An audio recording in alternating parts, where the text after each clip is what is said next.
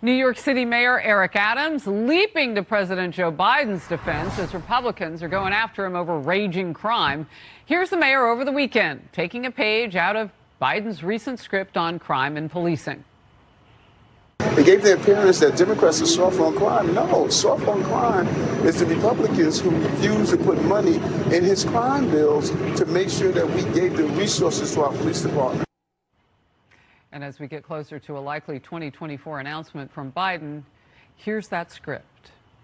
Congressional Republicans should pass my budget instead of calling for cuts in these services or defunding the police or abolishing the FBI, as we hear from our MAGA Republican friends.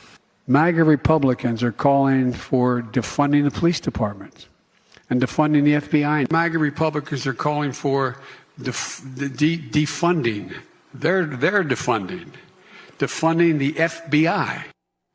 You can't say it because it's not true. Jason Rantz, Seattle KTTH radio host. Jason, Republicans have said it forever. They will try to flip the switch and redefine what they've done by building crime like a wall in their cities. Yeah, it's rather pathetic and is very transparent. Even someone who has a casual relationship with the news knows that it was the Democrats who have been pushing to defund the police. I mean, for Eric Adams to take that position, the NYPD was defunded. So it is ludicrous. People understand what's going on because on this particular issue, they've felt it as individuals who live in these cities. When they take their kid to the park, they don't feel safe. They've had their cars broken into. They've maybe known someone who's gotten assaulted or maybe almost got assaulted. We see this all the time. And when it happens to them or someone they love, they start paying attention. And there's a lot of people paying attention because of this crime surge. You know, it's interesting. We were just talking with the power panel about how Jen Psaki, when she first left as White House press secretary, and you saw her in that video now, she's a host for another network, she was talking with Mayor Adams there, had really been the one right before the midterms to plant the seed of Democrats have to focus in on crime. And they did for a period of time, and then the videos come back, then all of the problems come back. They didn't solve the issue, they ran some ads. They did run ads. And at the end of the day, like I said, people know what's going on in their own communities. They were on the right track when they decided to say they should focus on crime. The problem for the Democrat Party is the more they focus on crime, the larger the spotlight on their crime policies. Because while they're talking about it, and they talked about it for a bit, they didn't stop pursuing the same policies that allowed the crime crisis to grow out of control. They still pursued those policies. We still have DAs and prosecutors who are going light on crime. They're not Republicans. We had, I think it was on Friday, maybe Thursday, there was a San Francisco lawmaker who previously called for defunding, now saying we need police in our community. It is so embarrassing. I wish they would just step back and apologize for what they did and just take sane positions. And you can disagree on policy. Yeah, you can disagree on how to approach the crime crisis, but at least acknowledge that there is a crime crisis. Your policies previously were responsible. Now let's work together and find a solution. Look, we're hearing it from mayors across the country. One in particular, Louisiana's mayor, LaToya Cantrell, right before the Mardi Gras, before she started flipping people off. No kidding, we've got the video. Who were upset about the crime in the city. She said, we're going to need all hands on deck. We need more police. We need federal money. We need blah, blah, blah, blah, blah, blah, after things were defunded.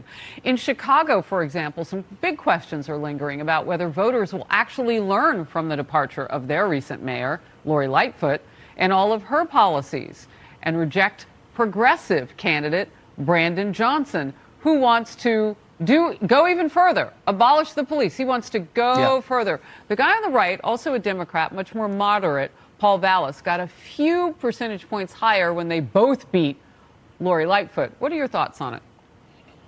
Yeah, I mean, this is going to be really, really important. For people who don't closely follow the nuances of this particular race in Chicago, they might end up pursuing a candidate who's far worse than Lori Lightfoot. I get the sense that people on the ground, yeah, it is, but I get the sense that right now they're paying a lot more attention than they maybe otherwise would. Sending Lori Lightfoot to retirement sent a really big message. And it's hard for me to imagine that they would go with someone who is so much further to the left than she was. I just don't see that happening. But you know what? There's probably a lot of people who don't see that happening, which might be an excuse for some people not to vote. So they better make sure they go out and vote. Yeah, I mean, you're right. If not enough people vote, then you get what you get by what everybody else who actually went to the polls wanted. Maybe they didn't want to be safer. Maybe they wanted something different. Can't imagine what that would be.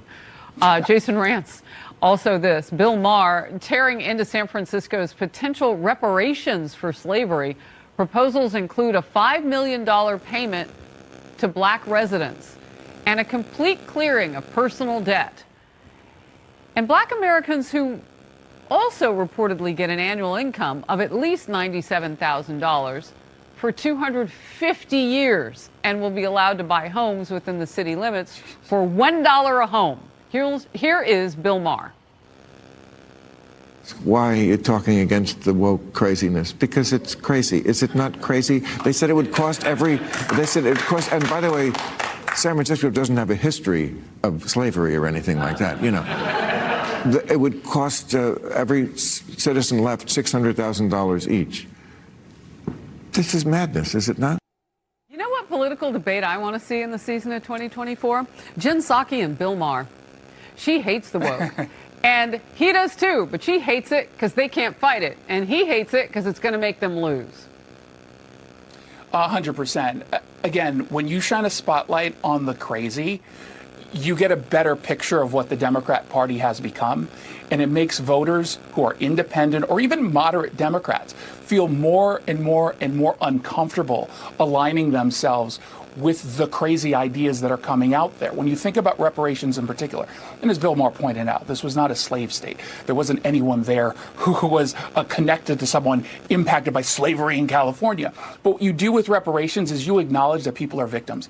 And there is no greater sin to an individual than to convince them that they are a victim. No doubt. Because instead of addressing any of the issues that they need to, they just blame someone else. Well, and it makes for more discrimination. How are you going to prove who has more slave blood than someone else?